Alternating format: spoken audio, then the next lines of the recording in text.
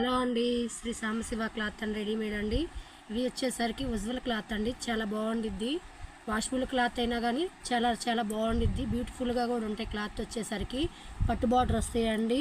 Fancy క్లాత్గా ఉంటుంది. ఇది చాలా బాగుంటుంది. మేము చెప్పేది కాకుండా మీరే ఒకసారి చూడండి. చాలా చాలా బాగుంటాయి.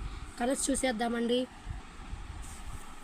హలో అండి, ఇది ఒక్కొక్కటి ఒక్కో డిజైన్ వస్తాయండి. ఒక్కొక్కటి ఒక్కో కలర్ వస్తాయండి. చాలా చాలా బాగుంటాయి. చూడండి, చాలా బాగుంటాయి.